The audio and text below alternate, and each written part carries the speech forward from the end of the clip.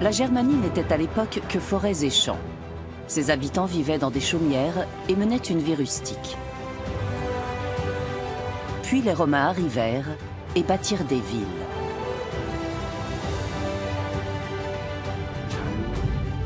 Ils accordèrent aux Germains la citoyenneté romaine.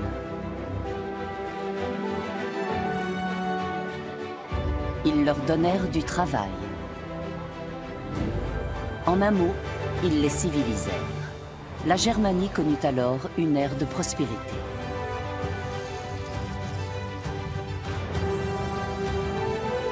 L'archéologue Matthias Wemhoff enquête sur un demi-millénaire de présence romaine en Germanie. Rome cherchait la paix, mais elle récolta parfois la guerre.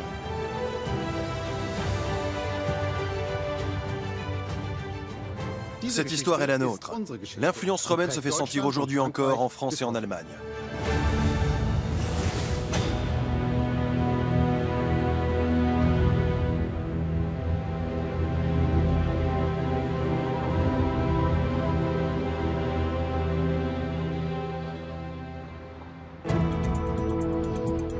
Cologne est construite autour du Rhin, sur les fondations de l'ancienne cité romaine de Colonia. Notre enquête commence au musée romain germanique de la ville.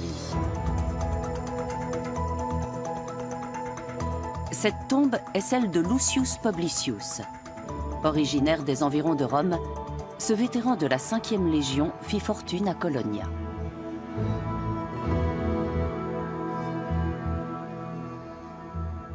Lucius Publicius fit construire cette grande tombe pour lui et sa fille Paula.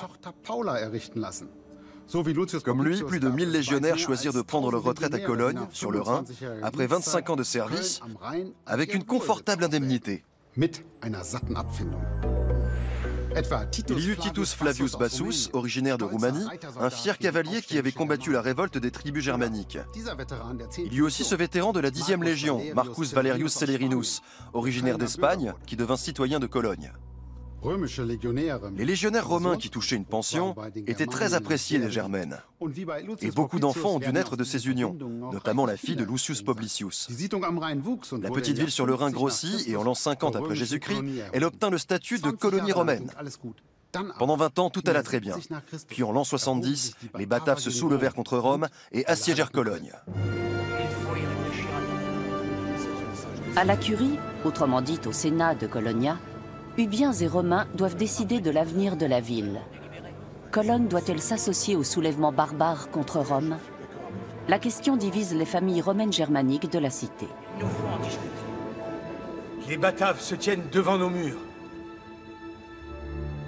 Écoutez-moi. Ils veulent nous contraindre à prendre une décision. C'est vrai, il a raison, c'est évident. Nous devrions entamer les négociations avec eux. Nous ne le devons pas. Oui. Non, jamais, sous aucun prétexte. Vous avez vu ce qu'ils ont fait devant nos murs? Ils n'ont pas seulement tué des citoyens romains, mais aussi des Subiens, faisant partie de nos familles. Ils ont conquis Bonn et soumis la cité de Xanten. Ils ont détruit les campements. Ils prendront et pilleront également Cologne.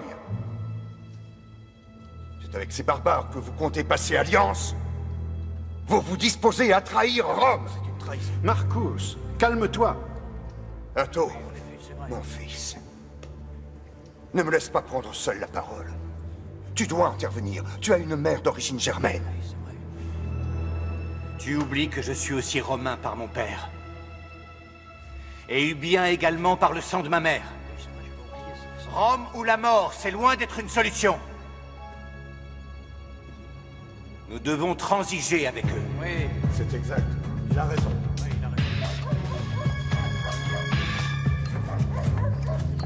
Mettez ces vêtements. Faites ce que je vous dis. C'est plus sûr. Comme ça, nous pourrons nous faire passer pour des Ubiens. Les sénateurs ubiens sont des citoyens romains. Ils ont adopté les mœurs des Romains et portent la toge.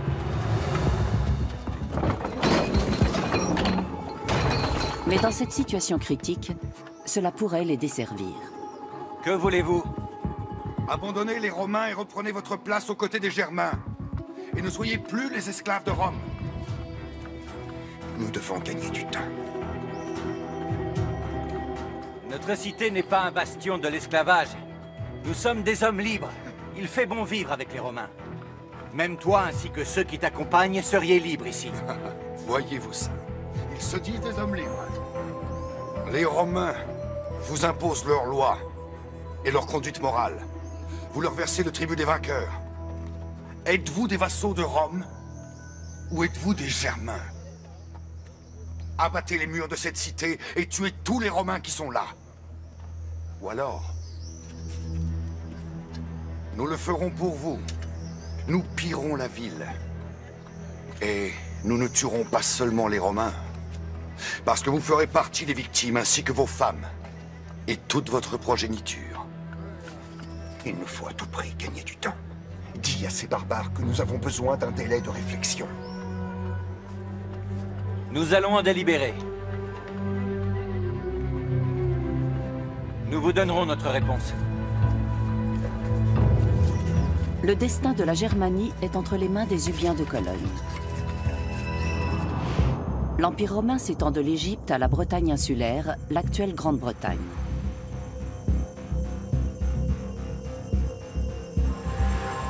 En 53 avant Jésus-Christ, Jules César annonce qu'il a conquis toute la Gaule. Il traverse même le Rhin et pénètre sur le territoire des tribus germaniques. Très vite, l'empereur Auguste déplace les Ubiens. Plus tard, la rive gauche du Rhin sera divisée en deux provinces romaines. La Germanie supérieure, qui aura Mayence pour capitale, et la Germanie inférieure, qui aura Cologne pour capitale. En 69 après Jésus-Christ, les Bataves, alliés à d'autres tribus germaniques, se soulèvent contre Rome. Les Romains parviendront-ils à se maintenir en Germanie? Tout dépendra de la position qu'adopteront les Ubiens. La cathédrale de Cologne est bâtie sur les fortifications romaines. Matthias Wemhoff nous emmène dans la salle du trésor de la cathédrale.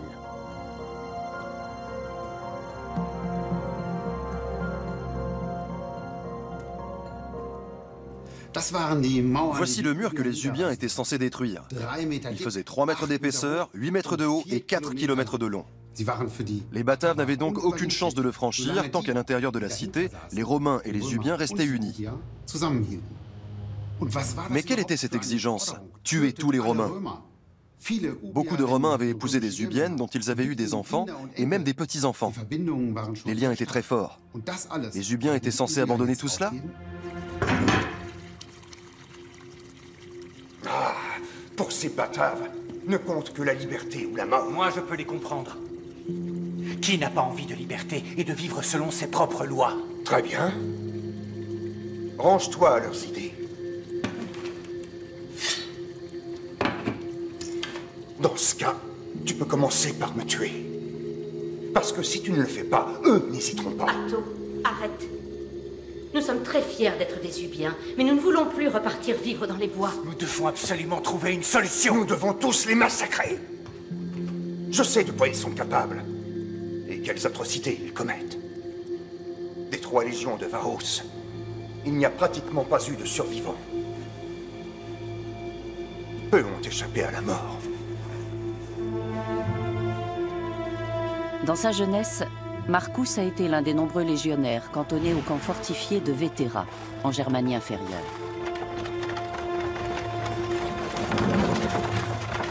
À l'automne de l'an 9, on attend les légions de Varus de retour de leur camp d'été au bord de la Vézère.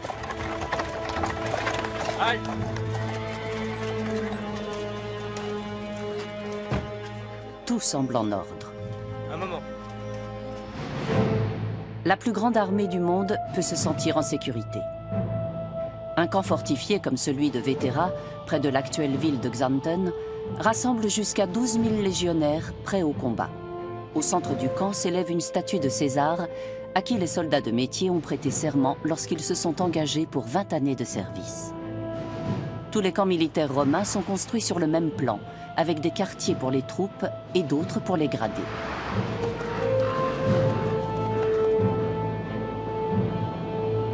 Ce sont des places fortes inexpugnables.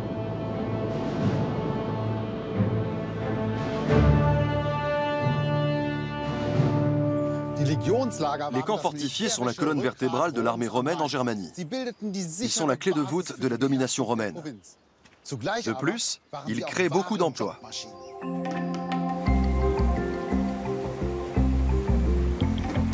L'armée de César emploie des troupes auxiliaires germaniques. Ces troupes sont rétribuées en monnaie romaine, ce qui leur donne accès à toutes sortes de marchandises. Mais les soldats germains ne sont pas logés dans le camp.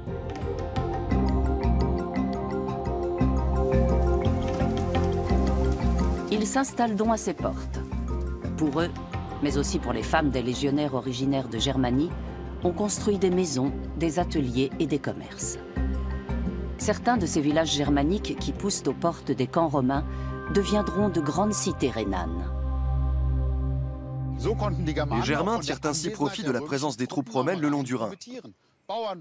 Les paysans vendent leurs produits au marché, les artisans et les aubergistes font des affaires, d'autres Germains encore servent dans les troupes auxiliaires. Certaines tribus germaniques s'intègrent très vite au monde romain. Mais d'autres, en revanche, tentent de se soulever. La principale révolte aboutit à la fameuse bataille d'Arminius. Le retour des légions de Varus était attendu depuis longtemps. Au lieu de voir arriver 3 légions, on vit un homme revenir. Le seul survivant.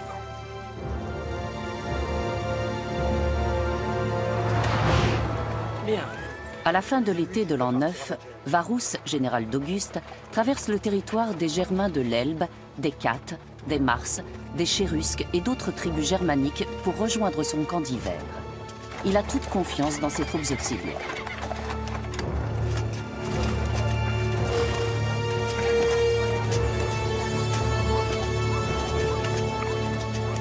Attends, camarade. Où veux-tu aller? Faire mon rapport au centurion. Les soldats de Varus. Tous morts. Tous ont été tués. Rapport à faire. Suis-moi.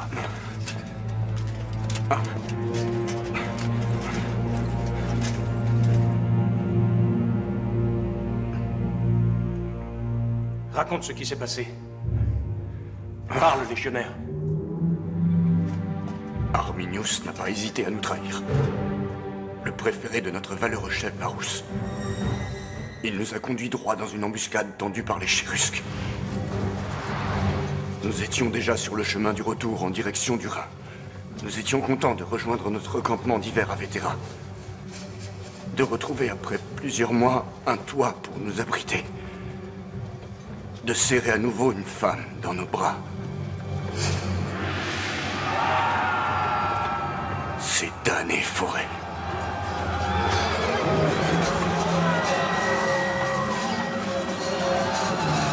Arminius et ses Chérusques nous sont tombés dessus, venant de toutes parts. Ils nous ont fait plier sans pitié jusqu'au dernier.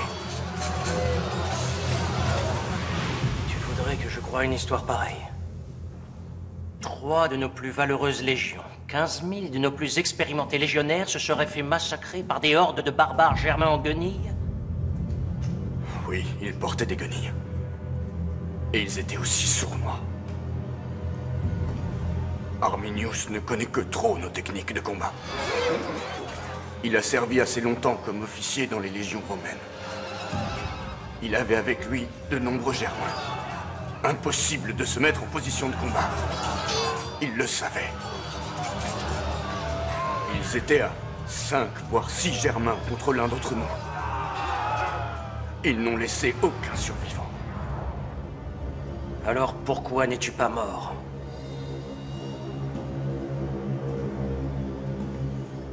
Tu as fui le champ de bataille. Tu connais le sort que l'on réserve aux déserteurs. Non. Moi, jamais je ne déserterai. J'ai été blessé. Et ils m'ont cru mort. Varus, lui, n'a pas hésité. Il s'est suicidé.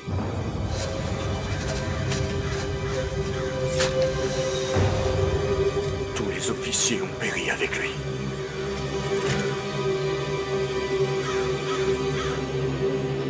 Les aigles de nos légions ont été perdus.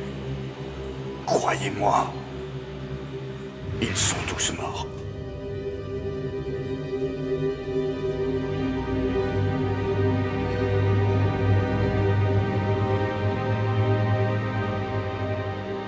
Des siècles plus tard, on fera d'Arminius, également connu sous le nom d'Hermann le Chérusque, un héros national allemand. Tacite, déjà, l'appelle le libérateur de la Germanie. Mais tous les Germains ne veulent pas être libérés, loin s'en faut. Le soulèvement des Chérusques en l'an 9 après Jésus-Christ ruine les projets d'Auguste, qui rêvait d'une grande Germanie allant jusqu'à l'Elbe. Le territoire qui correspond aujourd'hui à l'Allemagne est alors scindé en deux, avec le Rhin pour frontière, de Mayence à la mer du Nord. Sur la rive droite, vivent des tribus germaniques qui gardent leur liberté, mais ne bénéficient pas de l'apport de la civilisation romaine. La rive gauche forme la Germanie romaine. À Xanten, Bonn, Coblence, ou encore Strasbourg et Constance au sud, les Romains bâtissent des cités sur le modèle de Rome.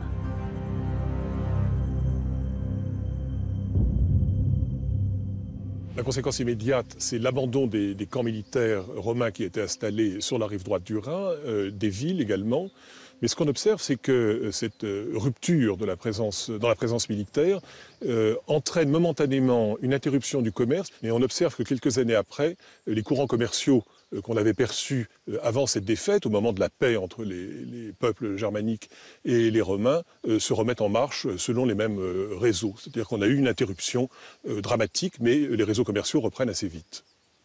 La principale conséquence, c'est l'installation de camps légionnaires ou de camps de détachement légionnaires dans la plaine d'Alsace, sur la rive gauche du Rhin, et le développement assez rapide d'une civilisation urbaine inconnue jusque-là dans la région, que l'on perçoit à travers l'adoption de l'architecture en grand appareil et la construction des mausolées funéraires, ou l'importation massive d'amphores ou de céramique romaine. Le Rhin est une frontière naturelle facile à défendre contre les tribus germaniques. Mais Rome ne renonce pas à conquérir la rive droite du fleuve. Jules César, déjà, a jeté un pont sur le Rhin.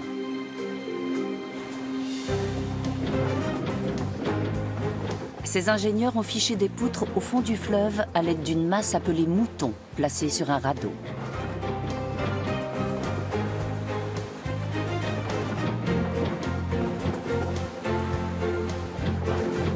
Ces pilotis ont ensuite été recouverts de longerons qu'on a apportés en canot. Enfin, sur les longerons, on a placé des traverses qu'on a recouvertes de claies. Ce pont solide a permis à César de franchir le Rhin pour pénétrer en territoire germanique avec des légions entières. Par la suite, Rome a cantonné plus de légionnaires aux abords du Rhin que partout ailleurs dans l'Empire.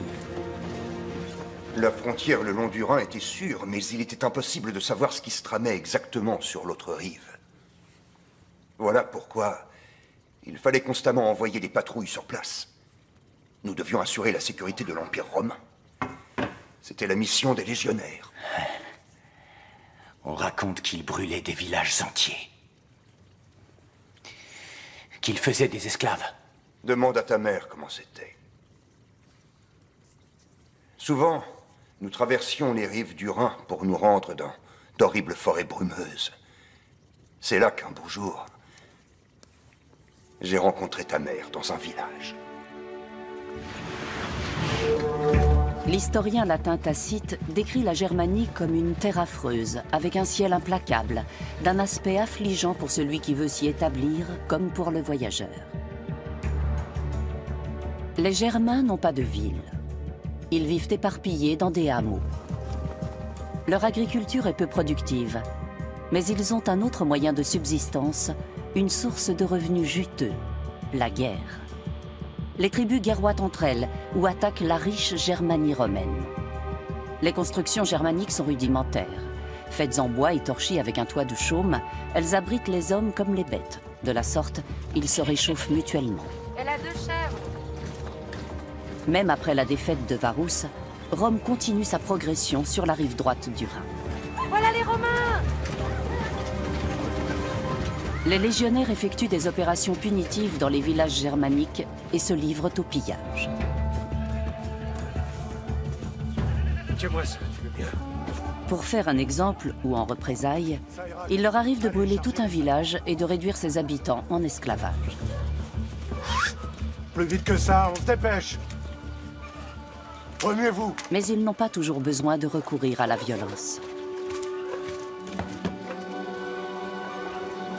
Marcus, arrête de rêvasser et emmène ce coffre.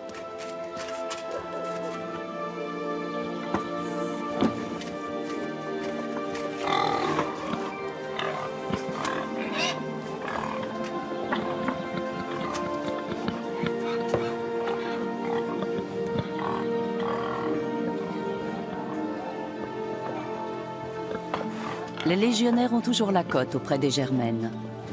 Beaucoup d'entre elles rêvent d'une vie aisée dans la riche province romaine.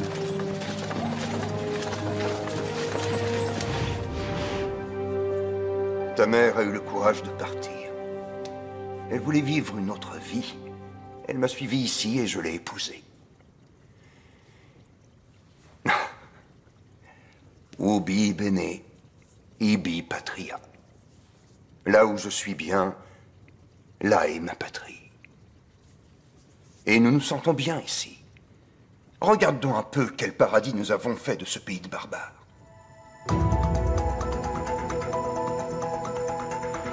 Voici ce qu'il reste de la porte nord de la cité de Colonia. Les enceintes romaines faisaient 4 km de long. Aujourd'hui, on peut encore voir des pans de murs et quelques-unes des 19 tours d'autrefois. Des barbares comme les Bataves n'avaient aucun moyen de franchir ces fortifications.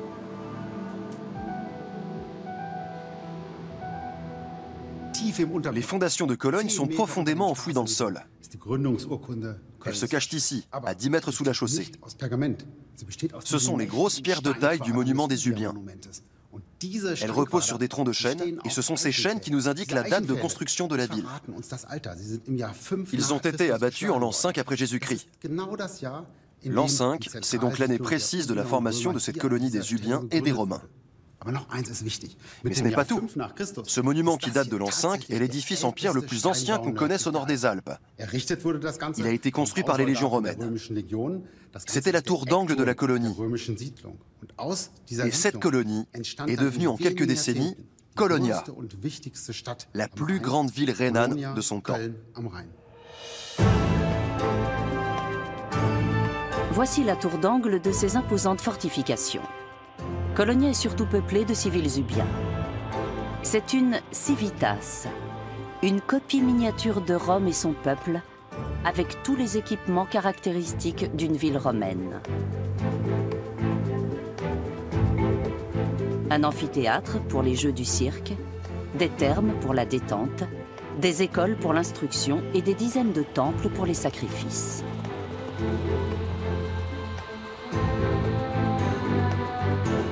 Colonia compte 80 000 citoyens et rayonne à des lieues à la ronde sur les 2 rives du Rhin. Comme toutes les cités de l'Empire, elle possède un capitole surmonté d'un temple consacré à la triade divine romaine. Le forum est le cœur de la ville. Il abrite le marché où l'on trouve aussi bien des produits locaux que des marchandises venues du monde entier. Le forum est aussi le lieu où l'on traite les affaires et où l'on fait les proclamations officielles. Tous les citoyens s'y retrouvent, quelle que soit leur origine. Les Ubiens, mais aussi les Italiens, les Syriens, les Espagnols, les Bulgares ou encore les Roumains. L'Empire romain ne fait pas de distinction entre les peuples. Voici l'empereur Auguste, le fondateur de Cologne. Il s'est dit, on va faire avec les Germains comme avec les autres peuples soumis. On va leur bâtir des cités et leur en confier l'administration. Ainsi, ils seront contents. Parce que l'arme la plus puissante de Rome n'était pas ses légions, ses épées ou ses catapultes. C'était la qualité de vie qu'elle proposait. Rome offrait la civilisation, la prospérité, le droit et la paix. Le temple du Capitole est dédié à Jupiter, Junon et Minerve, les 3 dieux tutélaires de Rome. Ils dominent toute la ville. Mais le lieu de culte le plus important est l'autel des Ubiens, l'Ara Ubiorum. Là, les citoyens de Cologne et de la province sacrifient à la déesse Roma en signe de soumission à l'empereur. Parallèlement à ce culte, les peuples soumis peuvent continuer à vénérer leur dieu. C'est l'un des coups de génie des colonisateurs romains. La ville d'Ara-Ubiorum a été fondée sous le règne d'Auguste. Elle prend le nom de Colonia Claudia lorsque Claude lui accorde le statut de colonie romaine. L'empereur accède à une demande de son épouse, Agrippine la Jeune, une arrière-petite-fille d'Auguste née dans cette ville. Pour remercier leur bienfaitrice, les habitants de Cologne accolent au nom de leur ville la mention Agrippinensium. Le nom complet de la ville devient ainsi Colonia Claudia Ara Agrippinensium.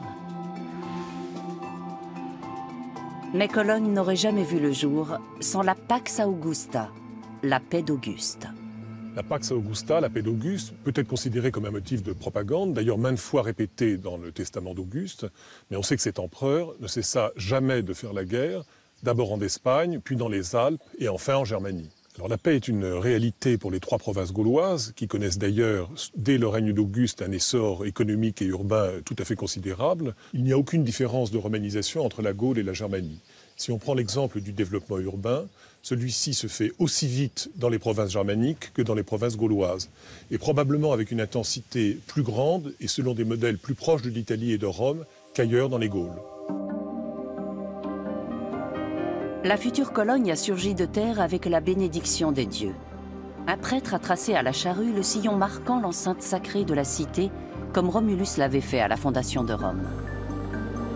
Les Romains ont ensuite creusé une tranchée le long du sillon et monté une palissade avec des tours de guet pour défendre la ville des Ubiens. Plus tard, cette palissade est remplacée par un mur de pierre.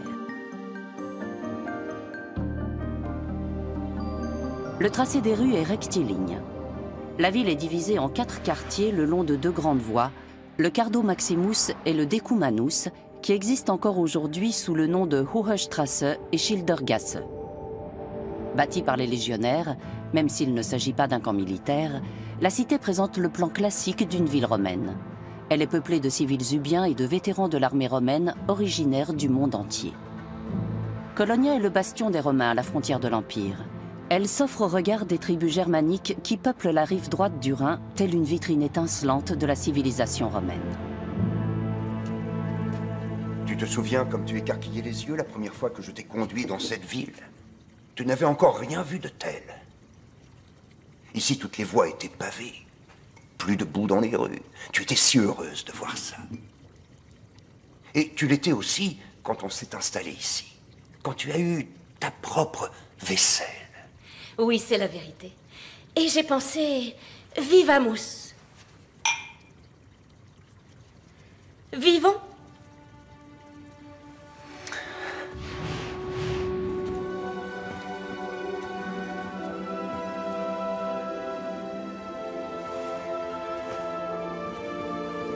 Visite, Ado. Tu es chez toi. Avec leur mobilier, leur vaisselle et leurs installations sanitaires, les villas romaines offrent un confort totalement inconnu des Germains. Tout ce luxe est relaté jusqu'au fond des forêts de Germanie et attire en ville de nombreux barbares.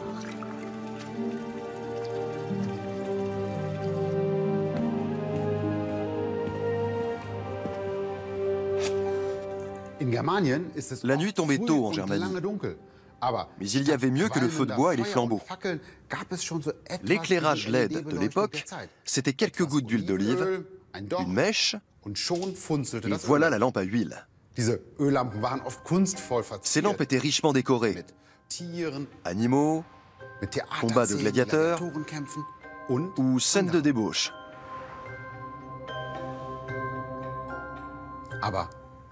Mais concrètement, c'était quoi la civilisation romaine? Par exemple, l'eau courante chaude et froide. C'était ça le confort à la romaine. Et ce n'était pas réservé aux riches. Toutes les maisons étaient raccordées au réseau de distribution d'eau, même celles des Ubiens. Sur les places publiques, des fontaines étaient alimentées en eau potable nuit et jour. Cologne a dû attendre l'année 1872, soit 1700 ans, pour posséder à nouveau un système de distribution d'eau comparable. Il faut s'enfoncer dans les forêts de Germanie, dans le massif de l'Eifel, pour découvrir le secret de l'eau des Romains.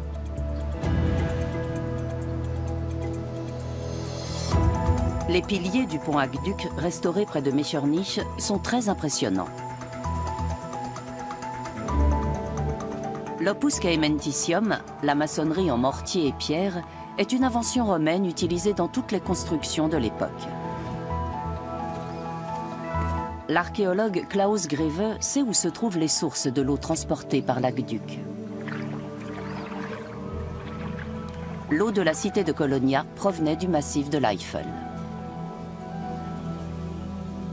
On me demande souvent pourquoi les Romains de Cologne ne puisaient pas l'eau du Rhin. La réponse est très simple. Il y avait en amont du fleuve des villes comme Mayence, Bingen ou Koblenz, et ça leur déplaisait. Ils préféraient une eau de source pure, et ils l'ont trouvée dans l'Eifel. En plus, l'eau de l'Eifel était calcaire, ce qui les arrangeait parce que le calcaire se déposait dans les canalisations en plomb et empêchait ainsi l'eau d'entrer en contact avec le métal. Parce que les Romains savaient parfaitement que le plomb était toxique. À certains endroits, l'eau de source destinée à Cologne emprunte des tunnels. Au Moyen-Âge, ce tronçon était appelé la gouttière du diable. Il était réputé mener tout droit en enfer. On raconte aussi qu'à l'époque romaine, du vin coulait dans ce canal. Il ne faut pas oublier que ce sont les Romains qui ont introduit la vigne autour de la Moselle et du Rhin. Après l'Antiquité, ces canaux entartrés ont eu une seconde vie. Mais l'eau calcaire avait aussi un inconvénient, la formation d'un dépôt sur les parois du canal, exactement comme dans nos machines à café.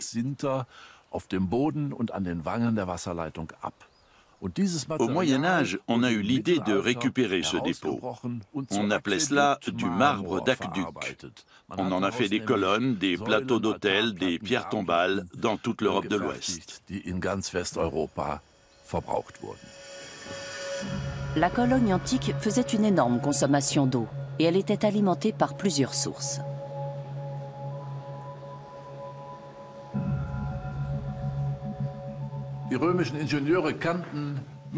Les ingénieurs romains connaissaient différentes techniques pour capter les eaux. Ils ont construit des pierrets, des dérivations, des barrages. Mais ce qu'on voit ici, c'est un captage dans la nappe phréatique. C'est une installation creusée à 3,50 m sous terre pour recueillir l'eau de la nappe phréatique. Cette installation était en mesure de fournir 5 millions de litres d'eau par jour à la ville de Cologne. Le pont aqueduc le plus long mesure 1400 mètres. Les Romains n'ont que des instruments assez simples pour calculer la pente de l'aqueduc et permettre à l'eau d'arriver au niveau de Cologne. Malgré cela, leurs calculs sont d'une précision qu'on peine à concevoir aujourd'hui.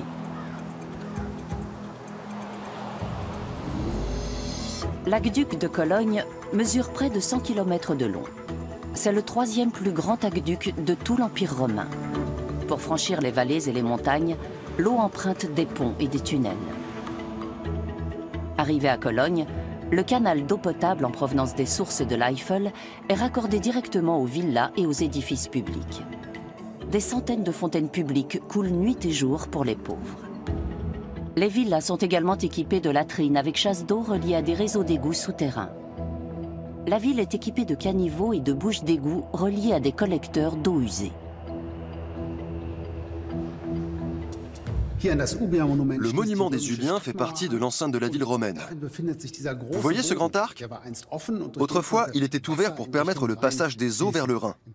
On le murait en cas de guerre et on l'a peut-être muré lors du soulèvement des Bataves. Les Romains ont construit un excellent réseau d'égouts à Cologne. 10 grands collecteurs recueillaient les eaux usées de tous les bâtiments et les rejetaient directement dans le Rhin. Là encore, il faudra attendre 1881, soit 1700 ans, pour que la ville dispose à nouveau d'un système d'égouts. Les Ubiens ont dû être très impressionnés par les réalisations des ingénieurs romains.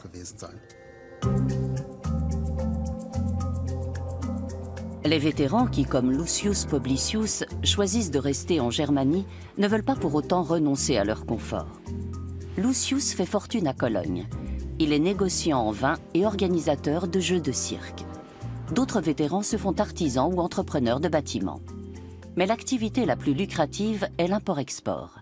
Les légionnaires achètent du vin et des olives, l'armée a besoin d'équipements et de fournitures.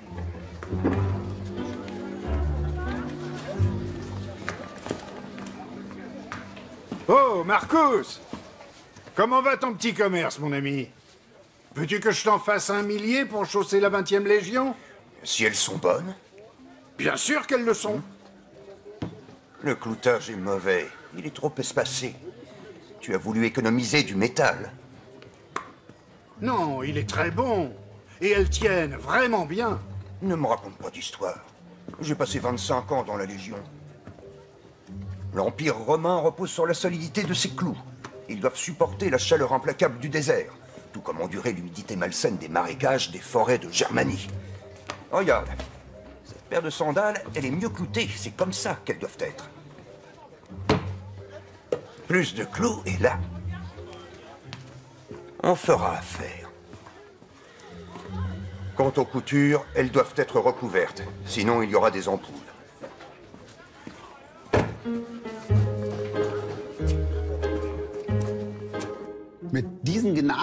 Les Romains ont conquis un empire avec ces sandales cloutées. Partout où l'armée romaine est passée, les archéologues retrouvent ce type de clous. Un légionnaire portait 1,3 kg à chaque pied. Pour le reste, les Caligae avaient une forme ergonomique et donnaient peu d'ampoules, ce qui était sûrement un atout en temps de guerre. Mais l'Empire romain ne reposait pas seulement sur la solidité de ses clous. Parce que les soldats n'étaient pas toujours en guerre. Ils ne gardaient pas toujours les frontières. Ils construisaient aussi des routes, des ponts, des villes. Comprenant que l'Empire ne pourrait pas être maintenu par la guerre et la violence, l'empereur Auguste fit la paix. Les cités de Germanie furent fondées pendant la Pax Augusta. La paix apporta la prospérité et le droit à tous les peuples soumis, y compris aux tribus germaniques.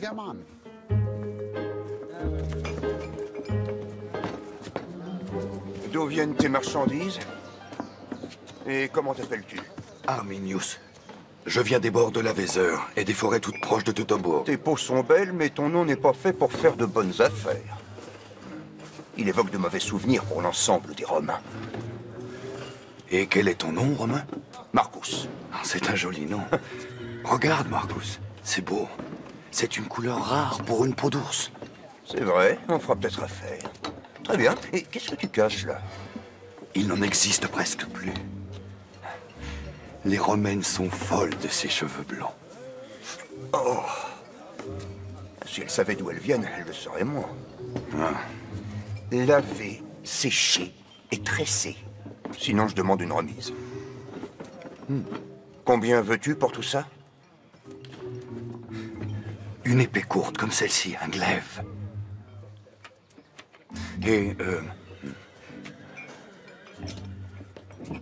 une dizaine de ces vers, avec l'inscription Bibé. Mais depuis quand savez-vous lire? Et j'aimerais aussi posséder 10 de ces lampes-là. Tiens donc. C'est pour faire pénétrer davantage de lumière dans les huttes de ton campement? D'accord. Parfait. Mais pense-y. Laver, sécher et tresser. Eh oui, tresser. Si des vétérans comme Marcus font fortune à Cologne, les Ubiens ne sont pas en reste. Colonia devient la capitale de la province. Elle abrite le prétoire, le palais du gouverneur de Germanie inférieure. C'est l'édifice le plus important de la ville. De nos jours, on peut visiter ses vestiges sous terre. Le prétoire a été le siège de l'administration civile et militaire de la province de Germanie inférieure durant 4 siècles. On y a écrit des pages de l'histoire du monde.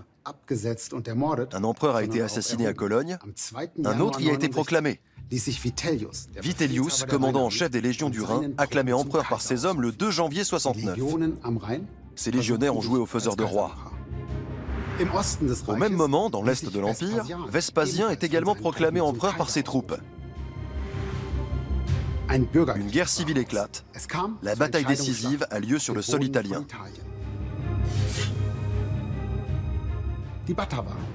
Profitant du retrait des légions romaines, les Bataves, une tribu de Germanie inférieure, s'allient à d'autres tribus germaniques et se soulèvent contre Rome. Cela aurait pu être la fin de Cologne. Le soulèvement de l'an 70 est le fait des troupes auxiliaires formées par l'armée romaine et rompues au maniement des armes. Les Bataves prennent d'assaut les camps fortifiés de Xanten et de Bonn et les incendient. Cologne est menacée. Attends. N'oublie pas que tu es mon fils. Si tu décidais de te rebeller contre Rome maintenant, alors ce serait ta chute. Tu dois penser aux conséquences. Et tu dois penser également à l'avenir de tes enfants. Est-ce que tu as l'intention de tout abandonner?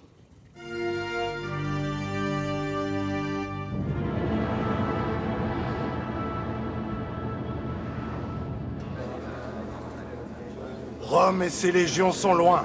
Ils ne pourront pas nous sauver. Tout ce que nous sommes et ce que nous possédons, nous le devons à l'Empire romain. Les Bataves ne sont rien d'autre qu'une ombre du passé. Ils nous affameront et pilleront notre cité. Il faut absolument rejoindre leurs troupes. Pour qu'ils tuent les Romains les uns après les autres? C'est ça que vous envisagez? Si nous rejoignions les Bataves sans les combattre, ce sera une trahison.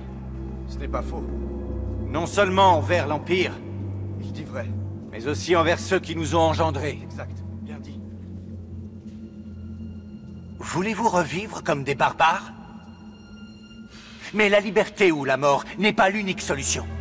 Nous devons trouver le moyen de les leurrer. Négocions avec eux. Bien dit.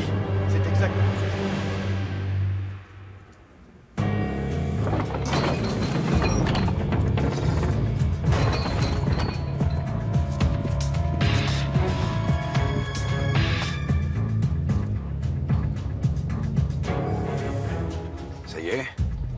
Vous êtes enfin mis d'accord?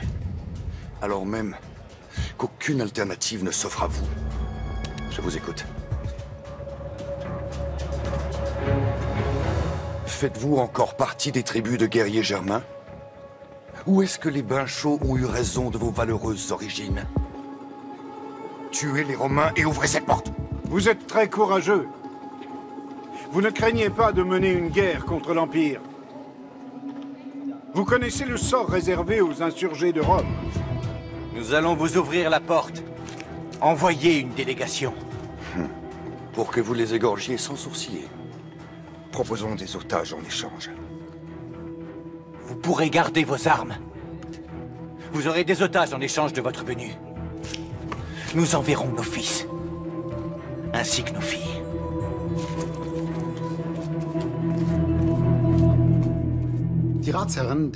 Les sénateurs romains et ubiens sont obligés de négocier avec les insurgés. Ils n'ont pas le choix, parce qu'on ne plaisante pas avec les Bataves.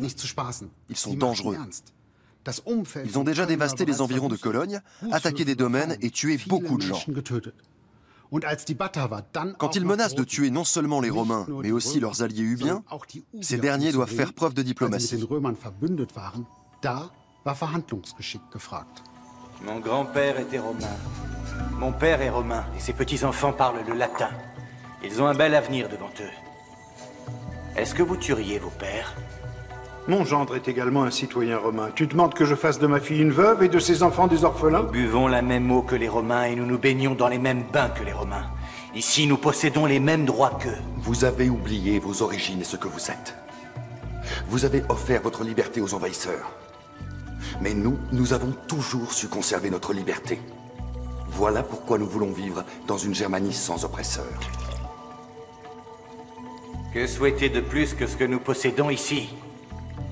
Regarde autour de toi et vois cette magnifique cité. Nous menons une vie de rêve. On peut discuter de beaucoup de choses avec vous, mais tuer les Romains est impossible pour nous. Cette ville nous appartient autant qu'à eux.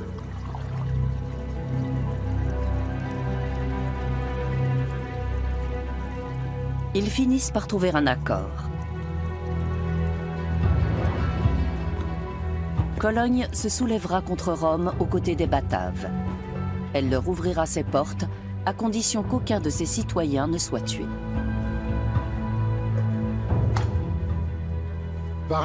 Les citoyens de Cologne sont-ils opportunistes ou sont-ils de grands tacticiens? Ils promettent de rallier le soulèvement.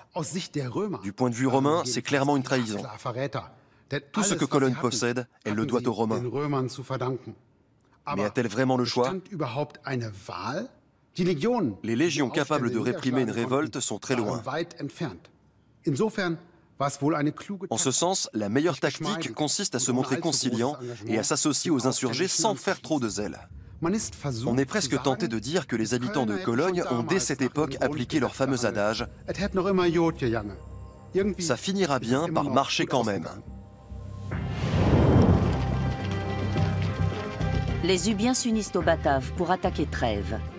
Mais ils se heurtent à la légion commandée par Cérialis, un général de l'empereur qui écrase les Bataves. Les Ubiens ne demandent pas leur reste et retournent à l'abri de leur cité. Mais ils ont trahi l'empereur. Ils ont rompu la Pax Romana. Quelle sera la réaction de Vespasien? Il n'y a jamais eu de révolte générale ni de résistance que l'on pourrait qualifier de nationale. En revanche, à plusieurs reprises, il y a eu des oppositions, soit de la part des élites qui protestaient contre leur confiscation de privilèges fiscaux, soit des révoltes un peu plus importantes de paysans qui résistaient à ce qu'ils considéraient comme un matraquage fiscal. Les Gaulois trouvaient un intérêt à l'établissement de la paix romaine dans la mesure où elle permettait un essor économique sans précédent et l'ouverture de nouveaux marchés en Méditerranée. Ils pouvaient y trouver également un intérêt social dans la mesure où les aristocraties étaient confortées par le pouvoir romain. La politique de Rome après la conquête des provinces était de s'appuyer sur les notables locaux, les aristocraties locales, dans le cadre de cités, la civitas romaine, un peu l'équivalent des départements français d'aujourd'hui. Les Ubiens se réfugient dans leur ville. Ils doivent maintenant se concilier l'indulgence de Vespasien.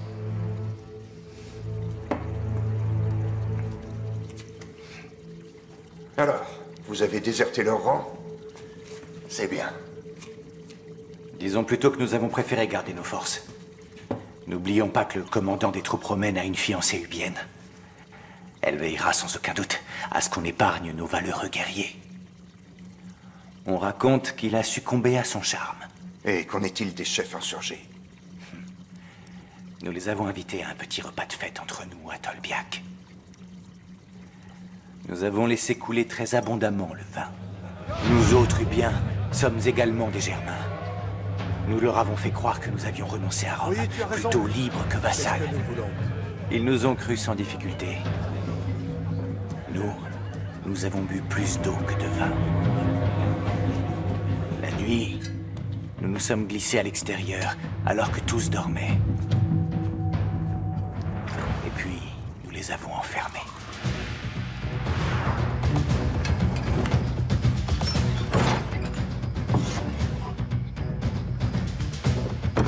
Ce qui s'est passé ensuite, on te l'a certainement déjà raconté. Vespasien fait preuve de clémence. Il accepte ce sacrifice expiatoire des Ubiens et renonce à les punir. Cologne, la cité romaine germanique, est sauvée. Au cours des siècles suivants, elle connaîtra un essor considérable. Citadelle aux frontières de l'Empire, elle sera la vitrine de la douceur de vivre à la romaine. Sur la rive gauche du Rhin, personne n'osera plus défier le pouvoir romain avant longtemps. Magis illa pugnabat, quae pluris emuntur.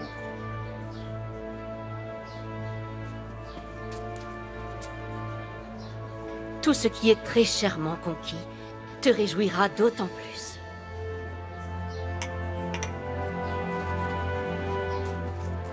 Le temps est venu de voir encore plus grand. Vivons!